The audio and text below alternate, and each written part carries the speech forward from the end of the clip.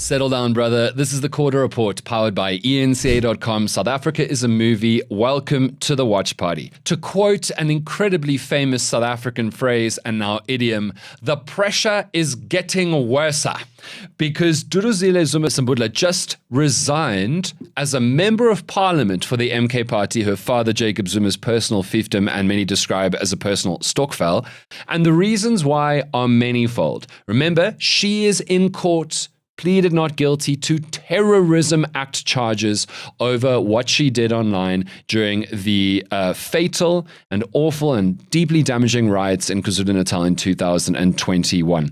And now, in the last 2 weeks, she is now being investigated by the Hawks, accused of being a kingmaker, a key person in the human trafficking of around 20 people from South Africa who thought they were going to Russia to get bodyguard training, but arrived and were forcibly conscripted into the Russian fighting forces to fight in the Ukraine-Russia war. So that's happening also. And clearly the heat has got so bad. Here we are. Okay, the only place to watch the full show is on enca.com. If you're watching on YouTube, click on the link in the description. There's another link in the description to www.3beaniesnetwork.com to go and get merchandise. And we got a WhatsApp message from Angelique saying, "Hi Dan and team, I'm a first-time recorder, but long-time listener here, and I absolutely love your show. I just want to ask if you guys plan on dropping any special merch for the holidays. I was planning on getting a t-shirt and a tote bag, but I'll gladly wait if there's something new coming down the pipeline." We have holiday special Christmas range, December range dropping on Monday. So don't move yet. On Monday, go on to www.3beaniesnetwork.com. We've got a whole bunch of really awesome new merchandise, and you'll be able to pick from all of our store and figure out exactly what you want for the festive season. By the way, she WhatsApped us on the WhatsApp line. It's the best way to get in contact with the show. Save the number in your phone, 0607-613-436. And if you just want to get updates on the show on WhatsApp, search 3 Beanies Network with Dan Corder. We also have the link in the description. Duduzile Zuma-Sambudla. Where to start? Okay, let's start with the most recent crisis involving Jacob Zuma's daughter, who really has been seen as the de facto successor. She's the only one with a significant role to play in politics. She's the one who's always next to Zuma, Jacob himself, and she's the one who's won a bunch of factional battles within the MK party, her people versus others. As I've said before, most significantly Floyd Shivambu, and more recently, John Hlophe. So, Duduzile Zuma-Sambudla has been on trial. And I will remind you again of what she did in 2021 when the riots were happening, and some call them an uprising, some call them an insurrection in KwaZulu-Natal. I don't have evidence to show you that Zuma made that order for that social unrest, but all of that unrest happened literally as Zuma got arrested and around Zuma getting arrested, and the messaging online was it's because Zuma got arrested. But a lot of the other rioting that happened and looting that happened in KwaZulu-Natal was people taking advantage of a moment to go and essentially have free shopping. And in a very dire moment when many people are unemployed anyway, many people were locked up at home because of COVID restrictions, people were experiencing new depths of poverty and desperation. This was a moment of just like complete state melt and no security forces doing what they were supposed to do, which is also mysterious. And into that vacuum, there was a lot of looting, and many people died, and many businesses were destroyed, and the economy lost a lot of money. But at core, in a human way, many people died. And what Duduzile did during that time is her now infamous hashtag #WeSeeYou, where she used her Twitter account to celebrate people who were committing acts of violence, like retweeting buses being burned or trucks being burned with the hashtag #WeSeeYou, and saying things like "Free State, we see you," or "Free State, you need to get out so that we can see you," and like calling different provinces to be like, "Where are you doing your part?" She was trying to inflame literally and spread all of this. Also, she posted a video of an ANC election poster with Cyril Ramaphosa's face on it attached to a lamppost, and what sounded like and what seemed and saw like a bunch of bullets being fired, let's just say at the very least around Ramaphosa's face. So all of that clearly seems to be inciting violence, inciting social unrest, inciting potential acts of terrorism and violence against the state and the people of South Africa. And for that, she is now on trial. But now this scandal, we discovered a few weeks ago that there are different estimates, but 18 to 20 young, not just South Africans, Southern Africans, there's a Botswanan also, who seem to be trying to be bodyguards in the MK party. And they were sent to Russia for bodyguard training. And when they arrived, they had their phones taken away, their personal effects taken away. They were forced into slapdash, hyperspeed military training in fatigues, in like the bush in somewhere area of Russia. There were drones flying overhead and there were tunnels and there was very, very intense, training, but obviously lacking. You can't become a soldier in 2 weeks, And then they were all forcibly sent to the front lines of the war, the Donbas region, which is the most fought over region that Russia, since their invasion, has been able to capture and largely control. But there's active live fighting between the Ukrainian military forces and the Russian ones. And all of these 18 to 20 South Africans are just stuck there. And they were lured there under false pretenses. This is not what they were told that they were signing up to do or going to do. That is called human trafficking. That's literally what it is. That's why we had... Who was that influencer, James? Cyan Bougie and others with their extraordinary go and work in a drone military factory in Russia, but we're not going to call it that. It's going to be this lovely. That's why it's human trafficking. It just is, right?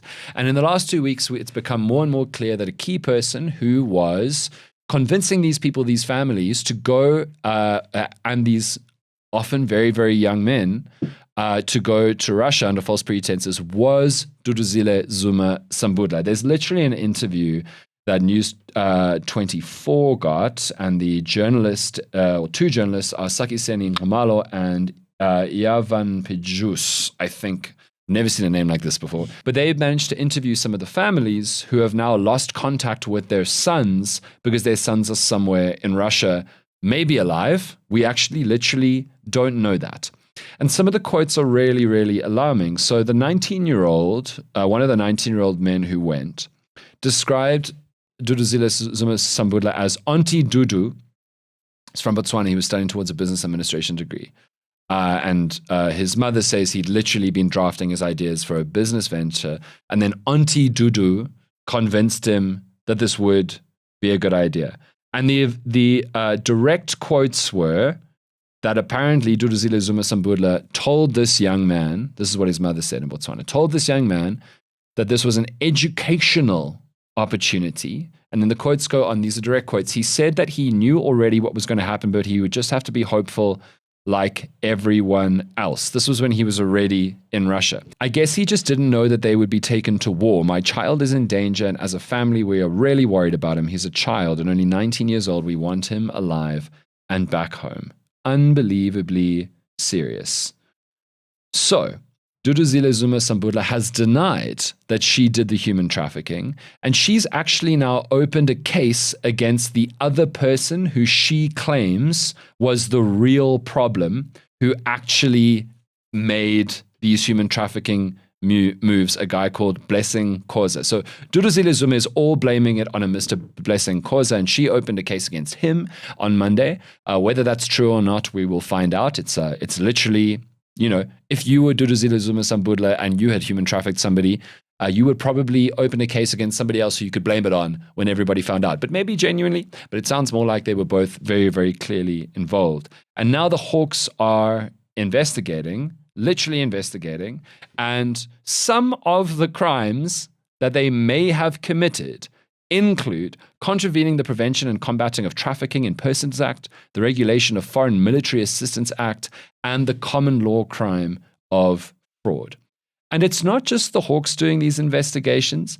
The criminal case that was opened against Duduzile Zuma-Sambudla was opened by another of Jacob Zuma's daughters, Nkosazana Bonganini Zuma Mncube. So probably a half sister, but like a fellow child of Jacob opened this case against Duduzile. This is so hectic. And optically, you have to ask, what would lead the half-sister, literal family of Duduzile to open this case, this charge against her sister? It could be the fact that she just thought Duduzile had done something wrong and she was trying to save her family's reputation. But it could also be someone in the family made a decision that Duduzile had to be targeted and fingered for blame, and she had to deal with the repercussions of fallout on her own. And so the family had a meeting and said, look, one of us is going to make sure that she faces these charges to limit the shockwave, the damage of these allegations, which they might, or on this theory, at least think are true to just her when she inevitably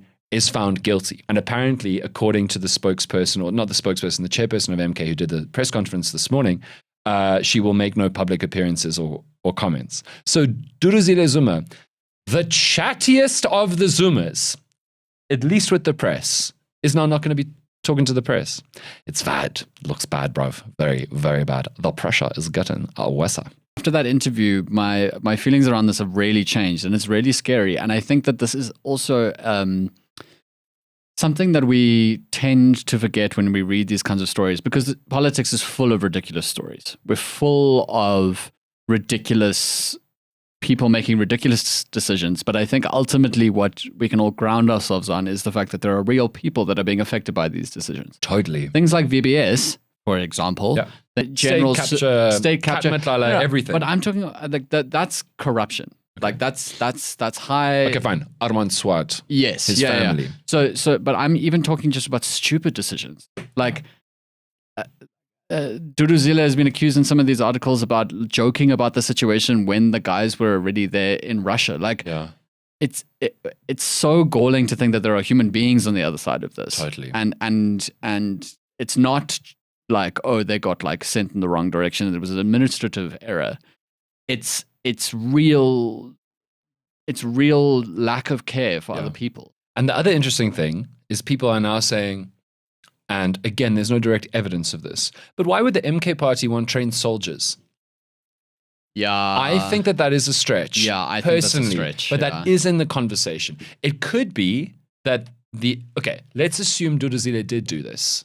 Okay, for the sake of argument, let's assume she's found guilty, she did do this. It could just be that some of their connections in Russia were like, can you provide us some soldiers? Goodwill, money, whatever reason, deepening ties, wada. Or it could be, or actually, it's not mutually exclusive. Maybe MK just wanted some people with battlefield training.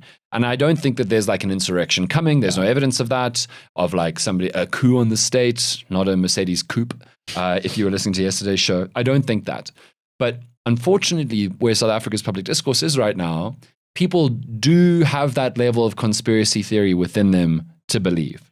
I just think it's a stretch to think that 17 people are going to overwhelm the state. I know everyone, we all love having fun with politics, and we have fun with politics on the show, but like, come on. Like, not going to happen. Be for real. Not going to happen. Also, like, even if we game it out, like, sure, these 17 are going to become like captains or commanders and like train the other people and stuff. But seriously, like, I don't think any of this matters at the voting box. You see the by-elections where MK did fine yesterday. Yeah. I think that people vote. I think the vibes around Jacob Zuma are unbreakable. Okay. I think people will vote for him regardless. He's like Trump. Like, the fact that it took the Epstein files for the most ardent MAGA Republicans to start potentially doubting Trump is crazy. And I think Zuma has that same fan base. Okay. My hot take and response is that is true for everyone except his daughter. What do you mean? Jacob's popularity is so untouchable that it drives MK votes. Yes. And no one else matters to that calculus in the eyes of a voter except for Duduzile. That's my belief. Because she's literally his chosen daughter. She is the scion of the family. She's the next leader, obviously. He's getting older. And also, I mean, remember Sion Bougie and remember Jocelyn Smith and all of that. Like, human trafficking, just like Epstein, hits to like one of the most disturbing places in humans' minds and hearts and that. So I think that she wouldn't have been pushed today if MK really thought that her being found guilty of that wouldn't affect them negatively. I think that this is the one person, Duduzile, where if human trafficking is found so bad that they have to get rid of her to save their popularity. I hear your point, and I agree. However, I just think, for me, in my opinion... Massive MK voter, yeah. Yeah, sure. It was an easy joke. It was right there. Yeah. For me, with the current media climate and the way things break through or don't break through, I had an extraordinary moment yesterday where I was walking in Checkers and there was a woman walking with her child.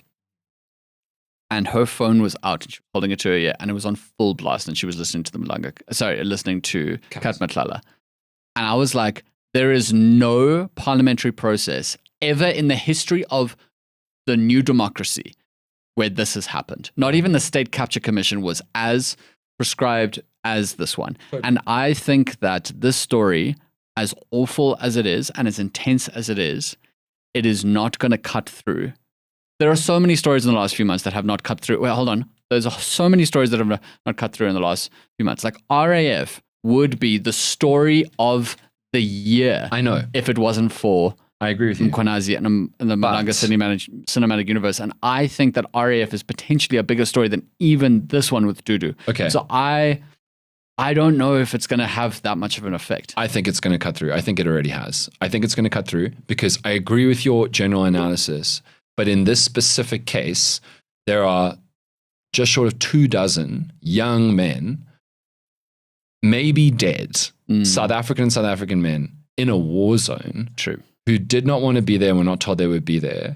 And Jacob Zuma's daughter, it seems, many people even in the MK party think, trafficked them. Yeah. I think that in like one sentence does so much harm. And also, this is not a defense of Duduzile, but like she is also a woman and we know how South Africa deals with women. Yeah. Like the reason why the Cyan Bougie was, in my opinion, in the wrong and she shouldn't have done all that stuff. Yeah. But it blew up in the way that it blew up because South Africa loves to hate women. Yes. Particularly publicly in the media. They love to vilify them. Totally. You see with all this corruption being revealed and everyone's like, but what about the slave queens? But what about the slave queens? And it's like, guys, the thing that annoys me, chill out. Like it's not like so I think the fact that she is a woman is on to your argument. Yes. It will help it cut through, unfortunately. Yes, but it's also, I mean, I keep going back to it.